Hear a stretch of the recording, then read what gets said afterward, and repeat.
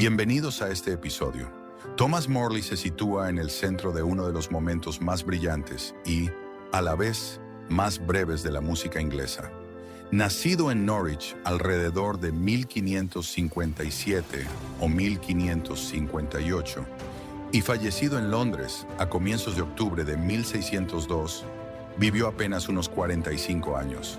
Sin embargo, en ese corto lapso logró convertirse en organista, cantante, maestro, teórico, editor, titular del monopolio real de impresión musical y, sobre todo, en el compositor que, más que ningún otro, convirtió el madrigal inglés en una forma viva y profundamente apreciada.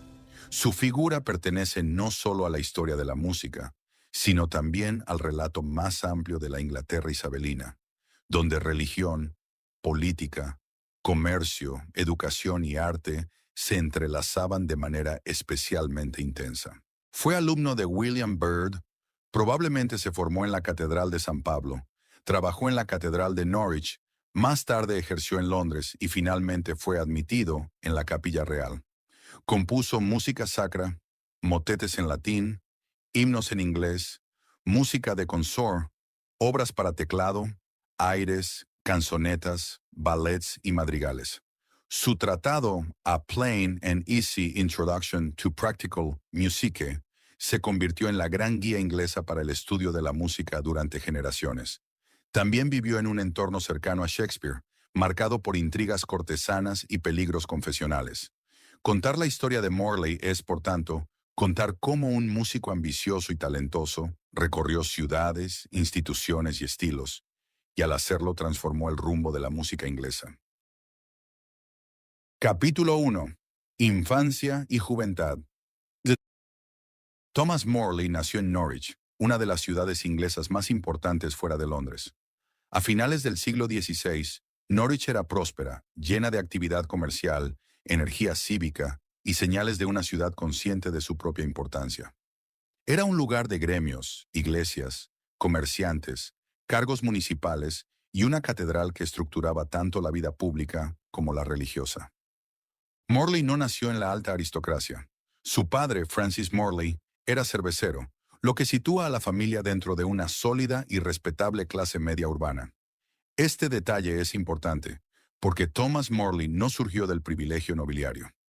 Procedía de las clases trabajadoras y comerciales ambiciosas de la Inglaterra Tudor, de ese tipo de familia para la que el talento y la educación podían abrir puertas. Su infancia también estuvo marcada por cierta inestabilidad. Su madre, Audrey, murió cuando él era aún muy pequeño, y su padre volvió a casarse. La pérdida en la infancia no siempre deja huellas documentales en una carrera posterior, pero puede moldear el carácter al fomentar tanto la resiliencia como una seriedad precoz.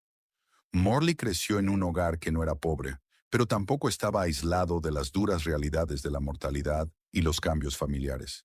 Es imposible reconstruir con exactitud el clima emocional de ese entorno, pero conviene tenerlo presente cuando más adelante percibimos en él una mezcla de energía práctica, franqueza emocional y, en ocasiones, cierta tensión interior. Todo indica que la familia tenía una identidad públicamente protestante.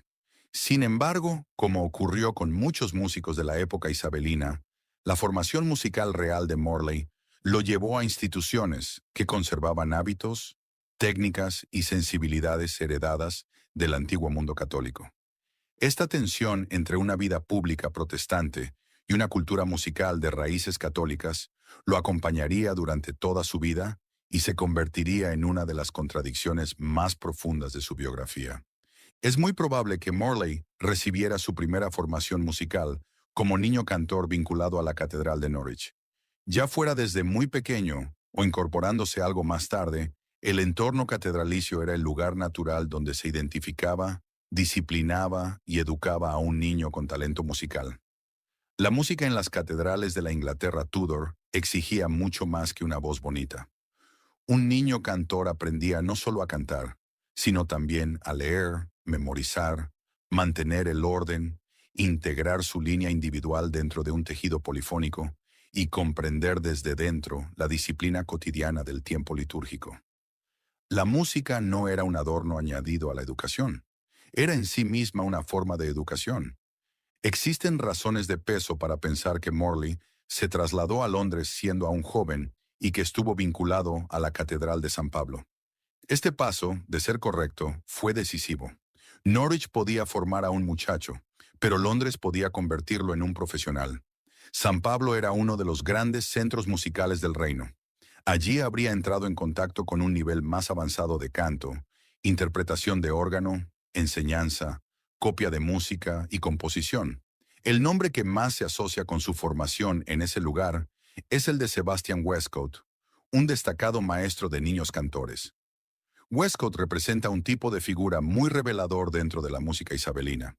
Pertenecía a una generación que había vivido las convulsiones religiosas del periodo Tudor medio y que había asimilado la antigua tradición polifónica latina antes de que el nuevo orden protestante transformara el culto público.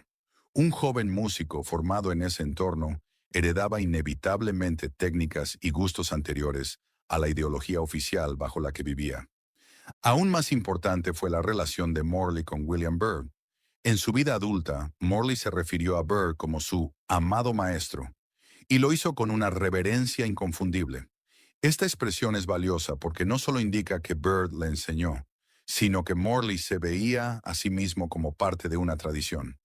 Byrd era el compositor inglés más importante de su tiempo, un maestro tanto de la música sacra como de la secular, del teclado, del contrapunto vocal y del control expresivo. Formarse con Byrd no era simplemente aprender notas, era absorber el más alto nivel de oficio disponible. Aquí aparece una ironía conocida. Los primeros motetes conservados de Morley muestran hasta qué punto había interiorizado el estilo de Byrd, tan profundamente que por momentos parece casi imitarlo.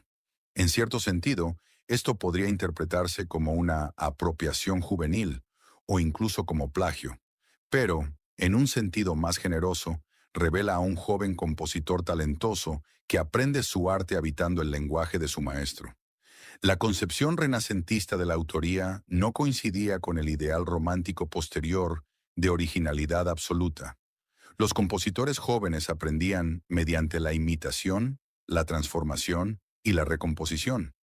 Morley lo hizo con tal profundidad que sus primeras obras conservadas no muestran solo obediencia, sino también soltura. También es importante entender el clima político y religioso que rodeó su juventud. Morley nació en un periodo de cambios acelerados. El recuerdo del reinado de María Tudor, la restauración del protestantismo bajo Isabel I, el endurecimiento de las divisiones confesionales y la vigilancia de la lealtad religiosa formaban el trasfondo de su formación. La música en la iglesia nunca podía desligarse por completo de estos factores. El uso del latín, el tono devocional y la polifonía heredada podían transmitir significados que iban más allá del sonido. Un joven músico podía formarse en un estilo que la iglesia oficial toleraba solo de forma limitada, al tiempo que aprendía a desenvolverse dentro de las exigencias del nuevo orden. Esto ayuda a explicar uno de los rasgos más llamativos del desarrollo temprano de Morley. Creció con raíces técnicas en la antigua polifonía sacra, pero terminó convirtiéndose en el gran defensor público de una música secular elegante, accesible, en lengua vernácula y socialmente funcional. La distancia entre estos dos mundos es considerable. El hecho de que Morley lograra tender un puente entre ellos no indica incoherencia, sino capacidad de adaptación. Primero aprendió a dominar la estructura, la disciplina y el estilo grave. Solo después se orientó hacia la ligereza, la inmediatez y la gracia social. Así, antes de alcanzar la fama, Morley ya era un joven moldeado por la vida urbana, la ambición familiar, la disciplina catedralicia, maestros de gran nivel y la compleja herencia dual de una Inglaterra protestante con una tradición musical católica. Esa combinación le proporcionó herramientas que pocos poseían, pero también lo situó en una posición de complejidad permanente. Nunca sería una sola cosa, ni únicamente provincial, ni exclusivamente metropolitano, ni solo sacro, ni solo secular, ni puramente idealista, ni meramente práctico. Las semillas de todas esas tensiones futuras ya están presentes en la historia de su juventud. Capítulo 2. Vida y obra. La vida adulta de Morley casi puede trazarse como una ruta en un mapa. Y esa ruta importa porque cada ciudad e institución fue puliendo un aspecto distinto de su personalidad. Norwich le dio raíces. Londres le dio ambición. Norwich, de nuevo, le dio cargo y responsabilidad. Londres, finalmente, le dio influencia, riesgo y consecuencias históricas. A comienzos de la década de 1580, Morley regresó a la Catedral de Norwich y, en 1583, se convirtió en maestro de los niños del coro. Era un nombramiento importante, sobre todo para alguien que aún no había cumplido los 30. El puesto implicaba formar a los chicos de la catedral, orientar su educación musical, gestionar el repertorio y atender la exigente rutina del culto. Requería autoridad, competencia y disciplina. Morley ya no era simplemente un estudiante que recibía enseñanza de otros. Se había convertido en formador de músicos. Ese papel debió de profundizar su comprensión de cómo funciona la música en lo social. Enseñar a niños no es lo mismo que componer para la posteridad. Obliga a pensar en la transmisión práctica. ¿Cómo aprenden los cantantes? ¿Qué pueden leer a primera vista? ¿Qué provoca confusión? ¿Qué capta la atención? ¿Qué grado de complejidad puede sostener una institución viva día tras día? Son preguntas que más tarde darían forma a su tratado y también a la notable facilidad para cantar que caracteriza a gran parte de su música. Incluso sus obras seculares más ligeras llevan la huella de alguien que entiende a los intérpretes desde dentro. Sin embargo, Norwich no era solo un lugar de rutina catedralicia ordenada. También podía ser áspero, competitivo y a ratos cómicamente humano. Uno de los episodios más conocidos de la vida de Morley ocurrió allí en 1583. De regreso a casa tras una ocasión musical, él y los músicos de la ciudad fueron confrontados por un hombre llamado John Emery, que los insultó con términos muy gráficos. Golpeó a Morley en la cara y sacó una daga. El incidente tiene algo de teatral por la mezcla repentina de música, insulto y violencia. Nos recuerda que los músicos profesionales en la Inglaterra isabelina no vivían al margen de los conflictos urbanos. Podían discutir, competir y verse envueltos en escenas callejeras como cualquiera. También le da a Morley una presencia física concreta. No era solo un nombre en portadas, sino un músico en activo en una ciudad donde los ánimos y las armas podían aparecer de repente. Durante este periodo en Norwich, parece además que se acercó a círculos de enseñanza aristocrática. Hay indicios de que su salida de la ciudad estuvo vinculada a la oportunidad de enseñar a las hijas del conde de Rutland. De ser así, revela su instinto para progresar. La enseñanza privada en casas nobles era una de las vías por las que los músicos con talento accedían a redes más amplias de mecenazgo. Les abría las puertas de familias influyentes en la corte y en el mundo editorial. También exponía al músico a un tipo de práctica musical doméstica, no litúrgica. Las jóvenes aprendían teclado y canto no para la catedral, sino para la vida culta del hogar. Ese entorno social apuntaba directamente al mundo musical en el que Morley pronto destacaría. A finales de la década de 1580, Morley había regresado a Londres. Allí ocupó puestos eclesiásticos, primero vinculado a St. Giles Cripplegate y luego a la Catedral de San Pablo. No eran cargos menores. Tener actividad musical en San Pablo significaba situarse en uno de los espacios simbólicos centrales de la capital. Londres no era solo más grande que Norwich. Era el lugar donde corte, comercio, imprenta, diplomacia, teatro y religión convivían en una proximidad inestable. Para un compositor, ofrecía oportunidades en todos los niveles: mecenas, impresores, colegas, influencias extranjeras y la posibilidad de construir una reputación. También trajo consigo la vida familiar. Morley se casó con una mujer llamada Susan. Las fuentes conservadas no nos dan todos los matices emocionales de ese matrimonio, pero sí permiten afirmar que su vida doméstica fue real y no algo secundario. La pareja tuvo al menos 4 hijos, aunque uno de ellos murió en la infancia. Esa pérdida temprana es uno de los datos más dolorosos y fácilmente pasados por alto de su biografía. Pertenece a las tragedias cotidianas de la época, cuando la mortalidad infantil afectaba a casi todos los hogares. En el caso de un músico cuya obra a menudo suena viva, elegante o socialmente refinada, conviene recordar que el dolor privado estaba muy cerca.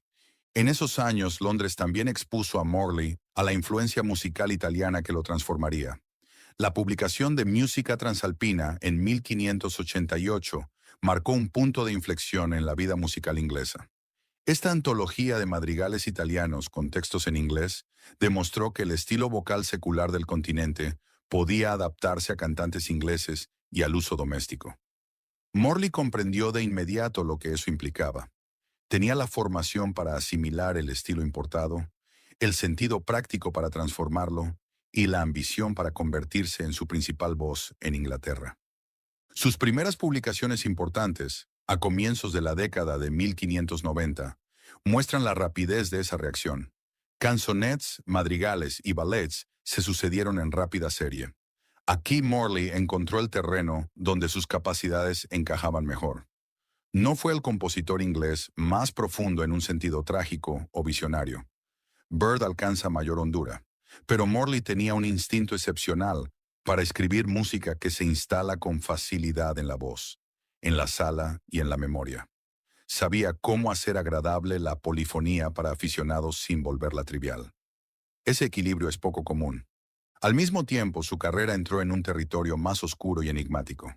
En 1591, Morley viajó a los Países Bajos españoles y visitó a Charles Paget, figura conocida en el mundo del exilio católico y el espionaje. ¿Qué hacía exactamente allí sigue siendo objeto de debate, pero las pruebas sugieren con fuerza que estuvo implicado en actividades de inteligencia? Parece que se presentó como católico, que levantó sospechas y que evitó un peligro serio solo mediante súplicas, lágrimas y su posterior liberación. Más llamativo aún es que, a su regreso, actuó de algún modo contra católicos en Inglaterra. Este episodio ha fascinado a los estudiosos porque rompe cualquier retrato simple de Morley. ¿Era un simpatizante católico que acabó como informante? ¿Un agente del gobierno desde el principio? ¿Un oportunista navegando condiciones peligrosas? ¿Un músico asustado arrastrado a tareas políticas que lo superaban? Probablemente haya algo de todo ello. Los músicos isabelinos podían servir como mensajeros, observadores y viajeros, porque su trabajo les daba motivos para cruzar fronteras y entrar en casas donde no todos eran admitidos. El caso de Morley muestra lo porosa que podía ser la línea entre el arte y la política. Apenas un año después, fue admitido en la Capilla Real. El momento ha dado pie a muchas especulaciones. La Capilla Real era el cuerpo musical de élite al servicio del monarca, y pertenecer a ella implicaba un prestigio máximo. No se puede demostrar de forma concluyente que el nombramiento recompensara servicios de inteligencia, pero la coincidencia resulta difícil de ignorar. Lo cierto es que Morley había entrado en la órbita musical más cercana de la corte isabelina.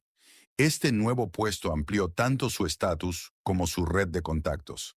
Se encontraba entre los cantantes y músicos más hábiles de Inglaterra.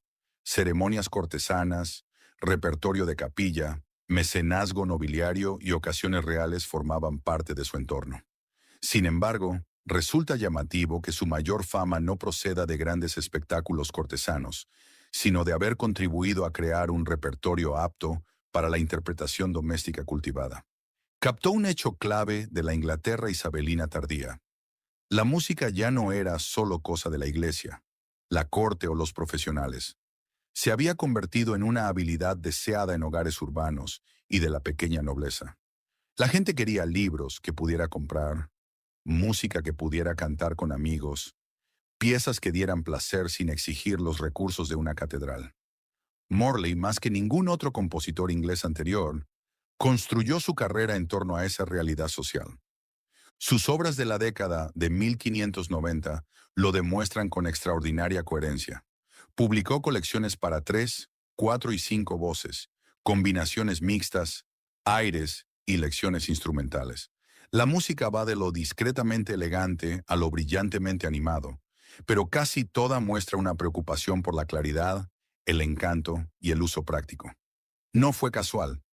Morley se había convertido no solo en compositor, sino también en emprendedor. Esa faceta alcanzó su punto culminante cuando obtuvo el privilegio real para la impresión de música en 1598. En la práctica, esto lo convertía en el principal titular del derecho legal para imprimir música en Inglaterra. Un monopolio así tenía enorme importancia. La imprenta era la infraestructura mediante la cual circulaban los estilos, se construían reputaciones y el repertorio llegaba a los hogares. Morley no inventó la impresión musical inglesa, pero supo ver su potencial cultural y económico. Hizo gestiones con energía para obtener ese privilegio y parece haber presentado su caso como si apenas hubiera obtenido beneficios de sus publicaciones. Hay razones fundadas para pensar que minimizó su éxito para reforzar su petición. Si fue así, también dice mucho de él. No solo tenía talento, también era estratégico. El monopolio generó conflictos, especialmente en disputas sobre publicaciones de salmos. Estas tensiones legales recuerdan que Morley vivía en el punto de cruce entre arte y comercio. Componía, pero también luchaba por derechos, mercados y autoridad. Por eso su importancia histórica va más allá de la composición. Ayudó a configurar las condiciones de negocio en las que circulaba la música inglesa. Uno de los aspectos más sugestivos de sus años londinenses es su conexión con Shakespeare. Los registros fiscales muestran que Morley y Shakespeare vivían en la misma parroquia, St. Helens Bishopsgate, a finales de la década de 1590. Eso no prueba una amistad, pero sí lo sitúa en proximidad física dentro de un mundo urbano compacto. Aún más sugerente es la musicalización por Morley de It Was a Lover in His Lass, publicada en 1600 y asociada con As You Like It. No puede demostrarse con certeza que Morley trabajara directamente con Shakespeare para el teatro, pero la cercanía histórica entre dramaturgo y compositor es suficiente para mantener viva la pregunta. Como mínimo, Morley habitó el mismo Londres creativo en el que poesía escénica, canción, imprenta y entretenimiento cortesano se entrecruzaban constantemente. La ruta por distintas ciudades, por tanto, dio forma a su carrera en cada etapa. Norwich le aportó disciplina pedagógica y experiencia institucional. Los cargos eclesiásticos en Londres le dieron legitimidad profesional. El viaje a los Países Bajos lo expuso a corrientes continentales y al peligro político. La Capilla Real le otorgó prestigio. El mundo editorial le dio poder de acción. Y el mercado doméstico y aficionado le proporcionó su verdadero público. La trayectoria de Morley no fue un ascenso lineal, sino una serie de adaptaciones a entornos cambiantes, y cada uno de esos movimientos dejó su huella en la música. Capítulo 3. Últimos años. La palabra retiro no describe del todo los últimos años de Morley, porque no se apartó hacia una vida tranquila y serena. Lo que ocurrió fue más bien un progresivo confinamiento provocado por la enfermedad. Ya a finales de la década de 1590, hablaba de su salud en términos sorprendentemente sombríos. En el diálogo de su gran tratado, pone en boca del maestro una observación que suena dolorosamente personal. Decía que su salud se había deteriorado tanto que si Dios hubiera querido llevárselo de este mundo, él lo habría aceptado con gusto, e incluso lo había deseado en más de una ocasión. No es la queja pasajera de un hombre cansado. Es el lenguaje de un sufrimiento físico real y de un profundo agotamiento espiritual. Lo notable es que ese periodo de declive fue también una etapa de productividad constante. Morley parece haber estado cada vez más recluido en casa, y sin embargo, algunas de sus obras más importantes pertenecen precisamente a esos años. The First Book of Consort Lessons, The First Book of Airs y The Triumphs of Oriana aparecieron cerca del final de su vida. La enfermedad redujo su movilidad, pero no apagó su energía creativa ni su labor editorial. Es posible que la enfermedad agudizara ciertas cualidades de su música y de su pensamiento. En sus obras tardías y en su tratado se percibe una mayor concentración en lo esencial. Morley nunca fue un compositor de grandes arquitecturas abstractas, como algunos maestros posteriores.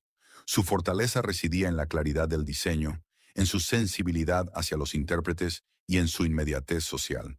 En la enfermedad, esas cualidades quizás se volvieron aún más valiosas, porque dependían más del control interior que de la exhibición pública. Un hombre confinado en casa aún podía escribir, revisar, preparar materiales y pensar como pedagogo.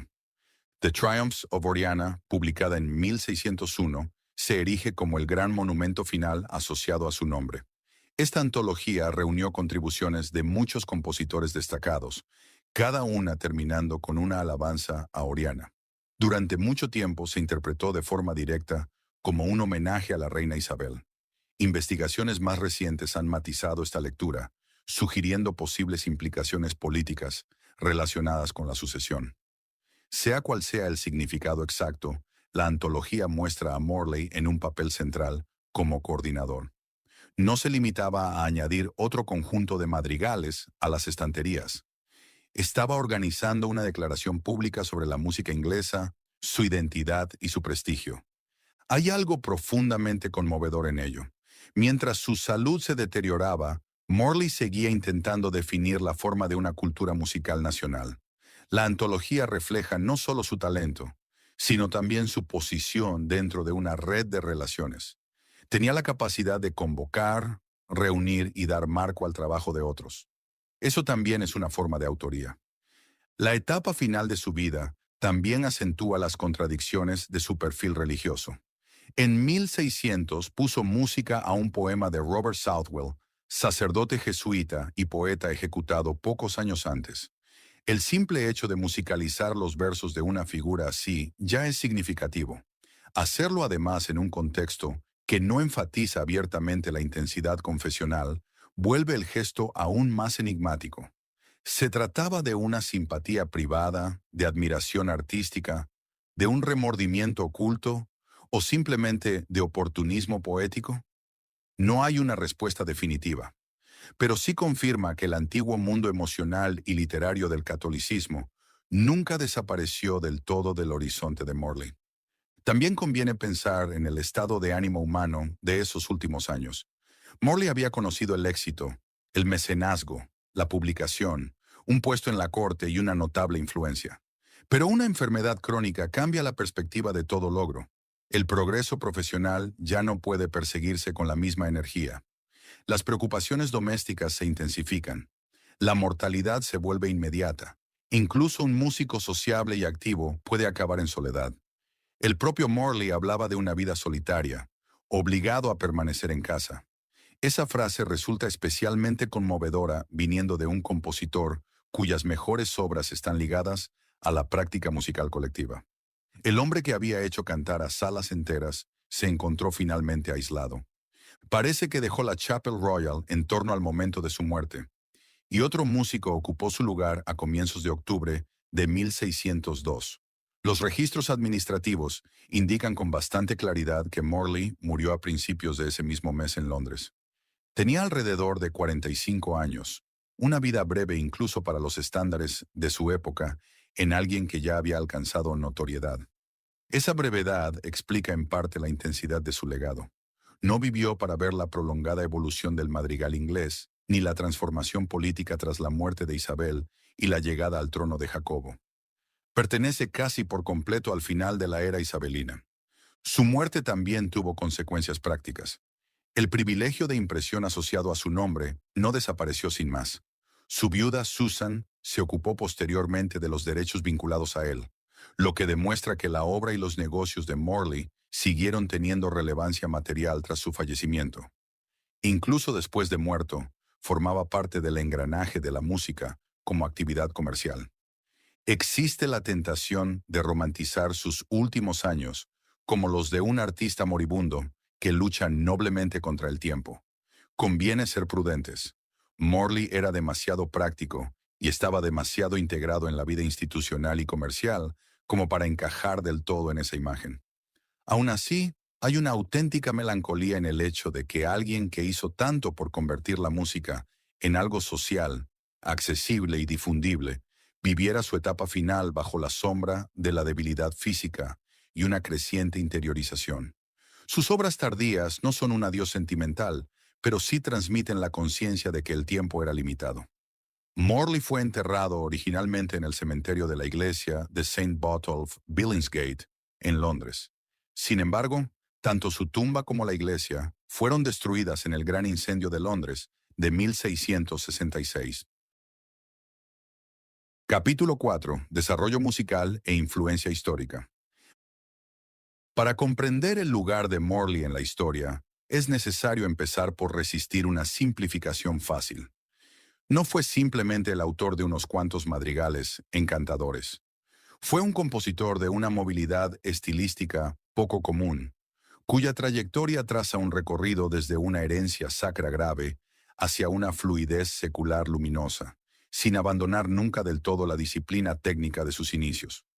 Su lenguaje musical temprano se formó en la tradición inglesa del motete en latín.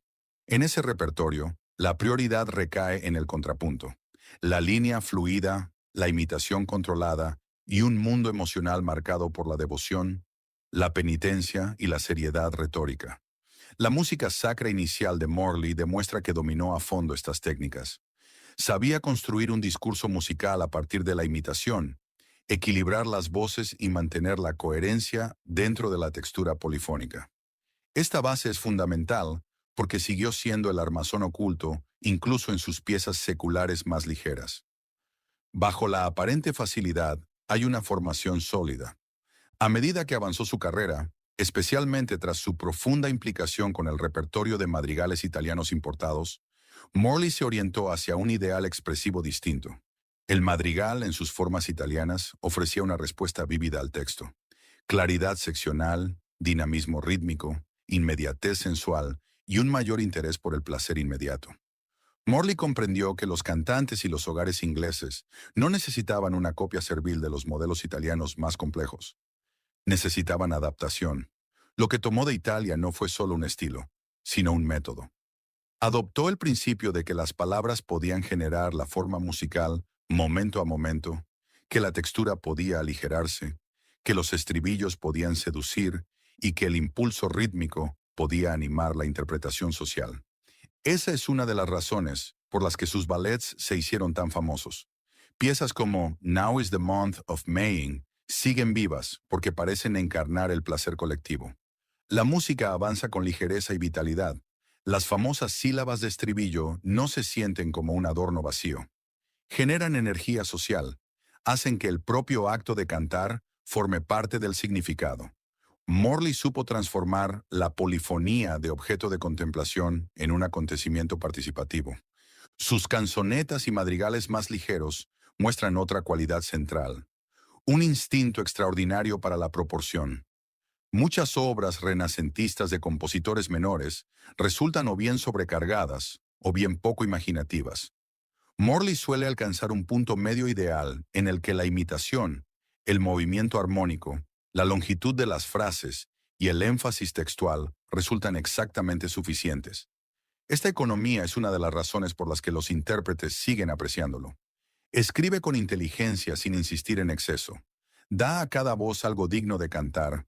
Puede ser ingenioso sin volverse trivial. Sin embargo, sería un error considerarlo un compositor exclusivamente ligero. Su importancia histórica reside en parte en su capacidad para mediar entre distintos niveles de cultura musical. Tradujo las formas continentales más avanzadas en formatos accesibles para aficionados. Se situó entre el dominio profesional y la práctica musical doméstica. Este papel mediador fue creativo, no secundario. La grandeza de la transmisión cultural suele subestimarse porque no siempre parece revolucionaria en un sentido heroico. Pero el logro de Morley fue verdaderamente transformador. Hizo posible un repertorio. Antes de sus principales publicaciones, Inglaterra contaba con excelentes compositores, sobre todo Byrd, pero aún no existía una escuela plenamente desarrollada de madrigal inglés. Después de Morley, sí. Compositores como Wilkes, Wilby, Bateson, Ward y Tompkins entraron en un terreno que Morley había despejado, cultivado y demostrado fértil. No escribió su música por ellos, por supuesto, pero creó las condiciones de posibilidad. Mostró a los impresores que había mercado, a los cantantes que había placer y a los compositores que había prestigio en esa forma. Su tratado A Plain and Easy Introduction to Practical Music constituye otro pilar de su impacto histórico. No es simplemente un manual de reglas áridas, es un acto de pedagogía musical extraordinariamente revelador. Morley explica el canto, la notación, el contrapunto y la práctica compositiva en una prosa inglesa pensada para aprendices. Esto es importante en varios niveles. Primero, democratiza el acceso. El conocimiento, antes transmitido principalmente a través de canales institucionales especializados, se vuelve accesible mediante la imprenta. Segundo, sistematiza la práctica. Ofrece a las generaciones posteriores una ventana a cómo los músicos de su época concebían su arte. Tercero, refleja la convicción de Morley de que la música florece cuando la enseñanza es clara. El tono del tratado también es significativo. Morley es vivaz, opinativo y a veces incluso humorístico. Entiende que la enseñanza funciona mejor cuando se humaniza. Escenifica diálogo, queja, corrección y curiosidad. Al hacerlo, revela su mente no solo como compositor, sino como un intelectual público de la música. Está dispuesto a criticar los malos hábitos, el esnobismo de moda y la pereza compositiva. Sabe que los ingleses tienden a sobrevalorar lo extranjero, pero también reconoce el valor de aprender de Italia. Esta tensión entre admiración y confianza nacional recorre toda su carrera. Históricamente, Morley contribuyó a orientar la música inglesa hacia la lengua vernácula. Esto no significa que abandonara la técnica erudita. Al contrario, aplicó esa técnica a géneros seculares en inglés con un éxito sin precedentes. El resultado fue no solo estéticamente atractivo, sino culturalmente significativo. El canto polifónico doméstico se convirtió en un símbolo de sociabilidad culta. Reunirse para cantar un madrigal era en parte habilidad, en parte entretenimiento y en parte exhibición social. La música de Morley alimentó esa cultura y a su vez se nutrió de ella. Su labor en la impresión musical intensificó este efecto. Un estilo influye en la historia no solo por existir, sino por circular. Morley, como editor y titular de privilegios de impresión, se aseguró de que la música pudiera difundirse, comprarse, compartirse y reimprimirse. En ese sentido, fue a la vez creador e infraestructura. Contribuyó a formar un público musical en Inglaterra. Otra dimensión importante de su estilo es la vocalidad. Morley escribe para las voces con una sensibilidad práctica. Él mismo era cantante, y eso se percibe claramente. Sus líneas suelen ser cómodas y naturales. La relación entre palabra y melodía resulta orgánica. Incluso cuando la textura es imitativa, las partes conservan un contorno cantable. Puede parecer una virtud obvia, pero tiene consecuencias históricas. La música que se adapta bien a las voces perdura más tiempo. En cuanto a su música para teclado y conjunto instrumental, estas obras demuestran que no se limitaba al pensamiento vocal. Las piezas para teclado asociadas a su nombre muestran habilidad contrapuntística y un oído atento al diseño instrumental. Las lecciones para consort revelan su participación en la rica cultura inglesa de interpretación instrumental mixta. Aún así, es el Morley vocal el que dejó la huella más profunda, porque su momento histórico necesitaba a alguien capaz de unir técnica y accesibilidad con una precisión poco común. Las consecuencias más amplias de su obra pueden describirse de varias maneras. Ayudó a nacionalizar un género importado. Vinculó la composición con la pedagogía y la imprenta. Amplió la base social de la práctica musical seria. Creó un repertorio que se volvió fundamental para la cultura coral inglesa. Y dejó un tratado que conserva no solo la teoría, sino la imaginación práctica del hacer musical renacentista. Incluso en siglos posteriores se ha sentido su influencia. El renovado interés por la música Tudor y isabelina ha vuelto una y otra vez a Morley porque sus obras conectan rápidamente con coros y oyentes. En contextos educativos sigue siendo valioso porque su música muestra los rasgos esenciales del estilo renacentista sin caer en una dificultad intimidante. En ese sentido, Morley nunca ha dejado de ser lo que fue en vida: un mediador, un maestro y un creador de comunidad musical. Capítulo 5. Vida fuera de la música. Lo frustrante de la vida privada de Morley es que solo nos ha llegado en fragmentos. No existe un diario, ni correspondencia íntima en la escala que cabría desear, ni unas memorias confesionales. Y, sin embargo, sobreviven suficientes indicios como para esbozar algo del hombre que había más allá de las notas. En primer lugar, era claramente un ser social. Su música ya lo sugiere, pero la evidencia más amplia refuerza esa impresión. Se movía con soltura por instituciones catedralicias, casas nobiliarias, círculos cortesanos, la vida parroquial y el mundo de la imprenta. Ese tipo de movilidad requería tacto, capacidad de presentarse, sensibilidad ante los demás y atención a las oportunidades. Morley no parece haber sido un especialista retraído. Era alguien que sabía desenvolverse en compañía. Su tratado refuerza esta imagen. El célebre episodio en el que un invitado a una cena se siente avergonzado por no poder cantar a primera vista nos dice mucho sobre el mundo que Morley asumía y valoraba. Para él, la música estaba entretejida con la sociabilidad. Ser una persona educada implicaba poder participar. Esto sugiere que uno de sus intereses principales, aparte de componer, era cultivar la música como arte social. No solo le importaba que la música existiera, sino que la gente pudiera participar en ella con naturalidad y elegancia. Esa preocupación se relaciona con otro aspecto probable de su carácter, la pedagogía. Morley parece haber disfrutado realmente explicando las cosas. Algunos compositores enseñan porque las circunstancias lo exigen. Otros enseñan porque su mente tiende de forma natural hacia la claridad y la demostración. Morley pertenece a este segundo grupo.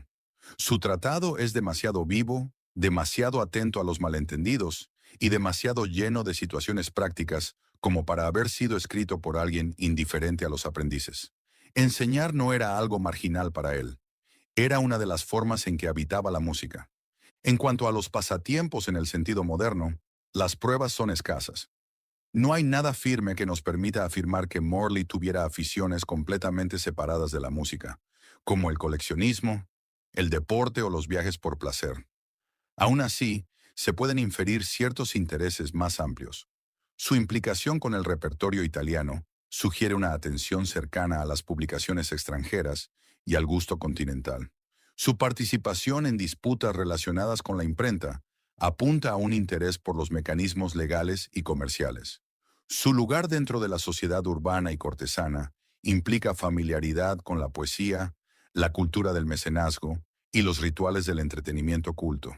En su mundo, estos ámbitos no estaban completamente separados de la música, pero seguían siendo campos de interés diferenciados. El humor también parece haber formado parte de su temperamento.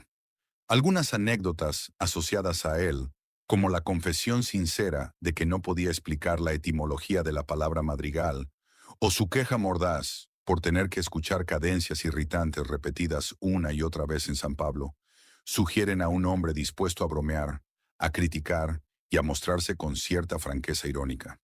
La pelea callejera en Norwich no debió de tener nada de graciosa para él en su momento, pero vista en retrospectiva, contribuye a la sensación de una vida que no careció de episodios dramáticos, incluso absurdos. Su vida familiar, aunque solo parcialmente visible, fue real e importante. Se casó con Susan, tuvo hijos, sufrió la muerte de uno de ellos y dejó una viuda que tuvo que afrontar las consecuencias prácticas de su fallecimiento. Este no es el perfil de un hombre desligado de sus obligaciones domésticas. Al contrario, la actividad emprendedora de Morley puede reflejar en parte la realidad económica de mantener un hogar. Componer, enseñar, trabajar para la iglesia, servir en la corte y publicar no eran solo expresiones de una vocación, sino también medios de sustento y estabilidad. El ámbito más complejo de su vida, aparte de la música, es la religión. Aquí Morley resulta verdaderamente esquivo. Los hechos externos son llamativos. Procedía de una familia protestante. Fue formado por figuras vinculadas a la tradición musical católica más antigua. Puede que se presentara como católico durante su viaje a los Países Bajos españoles. Más tarde denunció a católicos, o al menos eso se dijo. Sin embargo, también compuso motetes latinos de marcado carácter devocional y posteriormente puso música a un texto de Robert Southwell. Estos datos no admiten una interpretación sencilla. Una posibilidad es que Morley fuera, en el fondo, convencional en materia religiosa y adaptara su postura a las circunstancias. Otra es que estuviera interiormente dividido, atraído estética y quizá emocionalmente, por la antigua fe mientras en público se conformaba al Estado protestante. Una tercera es que su identidad religiosa fuera menos doctrinal que relacional y cultural, moldeada por maestros, instituciones y redes, más que por convicciones sistemáticas. Ninguna de estas explicaciones resulta completamente satisfactoria, pero juntas sugieren el grado adecuado de cautela. Lo que sí puede afirmarse con mayor seguridad es que la religión lo afectó no solo externamente, sino también en el plano artístico. Sus primeras obras sacras revelan un dominio auténtico del lenguaje penitencial y devocional. Su trayectoria posterior no puede borrar eso sin más. Incluso cuando se convirtió en la gran voz de la canción secular elegante, la formación interior en la gravedad de lo sagrado siguió formando parte de él. Esto puede explicar por qué su obra combina con tanta frecuencia una disciplina formal rigurosa con una aparente facilidad en la superficie. Detrás de la sonrisa hay una mente profundamente formada. También está la cuestión de la conciencia. El episodio de espionaje y su posible papel en poner en peligro a católicos proyectan una larga sombra moral. Sus gestos posteriores hacia textos asociados con la cultura católica plantean la posibilidad de inquietud o remordimiento. No puede demostrarse, pero tampoco sería sorprendente. La Inglaterra isabelina obligó a muchas personas a hacer concesiones morales. Los músicos no eran una excepción. Un hombre dependiente de instituciones, mecenas y del favor oficial, podía encontrarse actuando contra algunos de los mismos círculos en los que se había formado. Es posible que Morley viviera esa tensión con especial intensidad. En conjunto, la vida de Morley fuera de la música no se aleja tanto de ella como se expande hacia los mundos más amplios que hicieron posible su música. La familia, la pedagogía, la sociabilidad, la religión, la ambición urbana, el instinto comercial y quizá un toque de humor cauteloso confluyen ahí.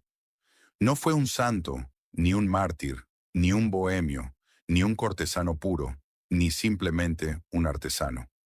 Fue un profesional de finales de la época isabelina, con una capacidad de adaptación poco común, que vivió en el cruce entre la carga privada y la habilidad pública.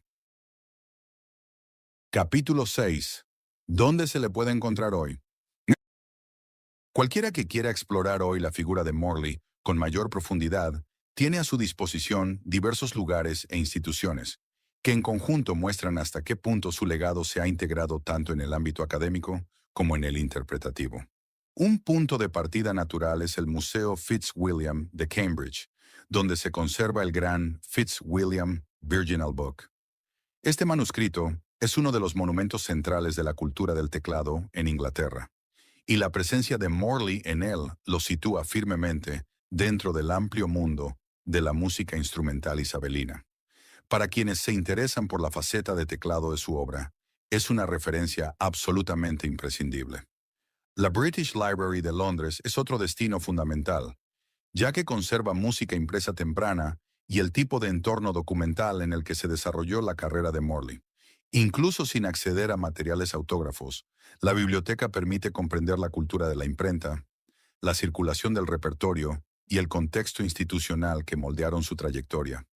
Oxford también tiene un papel importante, no solo porque Morley obtuvo allí el título de Bachelor of Music, sino porque la biblioteca bodleiana conserva fuentes musicales relevantes del periodo. Los investigadores que reconstruyen la cronología de su vida y de sus obras regresan una y otra vez a las colecciones de Oxford. En el ámbito académico, Cambridge University Press ha publicado estudios fundamentales sobre Morley como compositor y editor musical.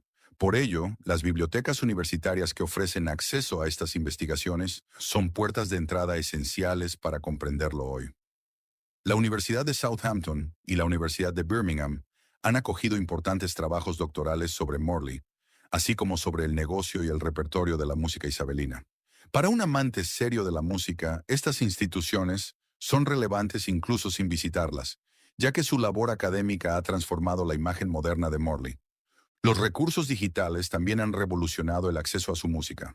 El International Music Score Library Project ofrece partituras de Morley en dominio público, algo de enorme valor tanto para intérpretes como para lectores curiosos. La Choral Public Domain Library proporciona ediciones listas para cantar de muchas de sus obras, lo que las hace accesibles a coros de todo el mundo. Esto no es un detalle menor. La música de Morley sigue viva porque todavía puede colocarse en un atril y cantarse. En el ámbito interpretativo, los conjuntos especializados en música antigua han desempeñado un papel clave para mantener a Morley vivo en el oído. no solo en la página. The Sixteen, el Deller Consort, el Consort of Music y los King Singers han contribuido a mantener la visibilidad de su repertorio. También lo interpretan con regularidad coros de catedrales, coros universitarios, coros de cámara y agrupaciones amateur de madrigales. A esto se pueden añadir instituciones como el York Early Music Festival, el Boston Early Music Festival y numerosos departamentos universitarios de música antigua, todos ellos parte de la ecología contemporánea en la que Morley sigue siendo audible. Existe además una red más amplia de instituciones dedicadas a la música renacentista y a la música antigua en general. El Royal College of Music, la Guildhall School, la Schola Cantorum Basiliensis y diversos conservatorios con sólidos programas de música antigua contribuyen a preservar las tradiciones interpretativas que permiten escuchar a Morley con sensibilidad estilística. Aunque estas instituciones no están dedicadas exclusivamente a él, forman parte de la cadena viva de transmisión. En cuanto a sociedades, no existe una fundación de Thomas Morley de fama mundial, comparable a las grandes instituciones creadas en torno a compositores posteriores, pero esa ausencia resulta reveladora. La pervivencia de Morley se ha sustentado menos en una cultura de monumento y más en una cultura de repertorio. Vive en los coros, en las bibliotecas, en las ediciones, en las grabaciones y en los programas universitarios. En cierto modo, esto le corresponde perfectamente. Siempre fue un compositor ligado a la circulación y a la participación. El uso de su música en cine y televisión es más difícil de documentar de forma exhaustiva, ya que las bases de datos de bandas sonoras son incompletas y la gestión de derechos está muy fragmentada. Sin embargo, hay pruebas fiables de su presencia en pantalla.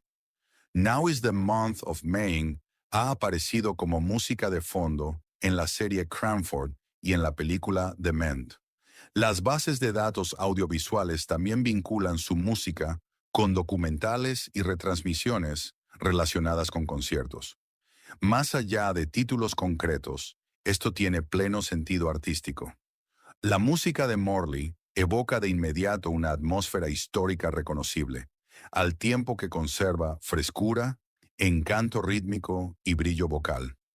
Los directores que buscan paisajes sonoros asociados a lo inglés, al cortejo, a la primavera o a la sociabilidad de época, tienden de forma natural hacia este repertorio. También conviene mencionar las instituciones vinculadas a Shakespeare al hablar de Morley en la actualidad. El Shakespeare Birthplace Trust y las tradiciones escénicas en torno a As You Like It siguen siendo relevantes, ya que It Was a Lover and His Lass continúa situándose en la intersección entre la historia de la música y el teatro shakespeariano. Incluso cuando no se puede demostrar una colaboración original directa, Morley forma parte de la manera en que el público imagina el mundo sonoro de la comedia de Shakespeare. Para el amante de la música clásica, profundizar hoy en Morley implica adentrarse en varios mundos que se superponen. Está el mundo de los archivos y los libros raros. Está el mundo de la investigación académica. Está el mundo de los coros y los conjuntos de música antigua. Está el mundo digital de partituras y grabaciones accesibles libremente. Y está el mundo cultural más amplio, en el que el teatro isabelino, la historia Tudor y la pedagogía renacentista siguen manteniendo vivo su nombre. Resumen. Thomas Morley vivió una vida breve, pero marcada por una sorprendente diversidad de experiencias. Se formó bajo la disciplina de la catedral, fue moldeado por William Byrd, puesto a prueba en Norwich, perfeccionado en Londres y finalmente atraído hacia el entorno de la corte y del mundo editorial. Hoy se le recuerda, sobre todo, como el compositor que hizo florecer el madrigal inglés. Su recorrido por distintas ciudades fue también un recorrido por múltiples identidades. Niño cantor, maestro, organista, cantante, teórico, editor, empresario, esposo, padre e incluso, posiblemente, agente de inteligencia. Pocos músicos de su época se sitúan con tanta claridad en el punto de encuentro entre el arte y la vida cotidiana. Su música refleja esa complejidad. De la polifonía sacra aprendió el oficio y la profundidad. De Italia adoptó la frescura la elegancia y el poder de las palabras para dar vida al sonido. Y de la realidad social inglesa aprendió a escribir música que la gente realmente quería cantar. Por eso su importancia histórica es tan notable. No se limitó a componer piezas hermosas. Contribuyó a crear una cultura musical en la que el canto a varias voces en el ámbito doméstico, la claridad pedagógica y la difusión a través de la imprenta se reforzaban mutuamente. En definitiva, Morley sigue resultando fascinante porque fue tanto un artista talentoso como una persona compleja. Podía ser encantador, práctico, mordaz, ambicioso, devoto en ciertos aspectos y flexible en otros. Perteneció plenamente a la Inglaterra isabelina tardía, y sin embargo su música sigue llegando a coros y oyentes con una inmediatez poco común. Su vida no ofrece una moraleja simple, ofrece algo mejor, el retrato de un músico real cuyo arte ayudó a definir toda una época. Gracias por escuchar. Si te ha gustado este episodio,